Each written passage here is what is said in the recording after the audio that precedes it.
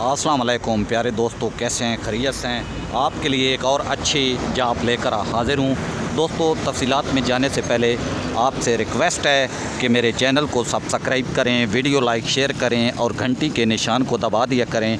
इससे मेरी हौसला अफजाई बढ़ जाती है।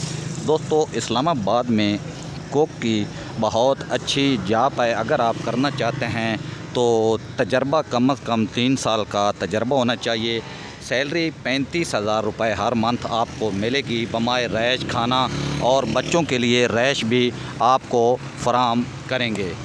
इस्लामाबाद में दोस्तों ये कुक की जॉब है और बहुत अच्छी है, सैलरी बहुत अच्छी है। रैश बमाए फैमिली के लिए रैश खाना और बच्चों के जो अखराजात हैं वो भी मैडम उठाएंगी। मैडम निजी कंपनी में ऑफ़िसर हैं और इनको कुक की ज़रूरत है। 3 साल का तजर्बा होना ज़रूरी है। पाकिस्तानी चाइनीज़ खानों में महारत रखना ज़रूरी है।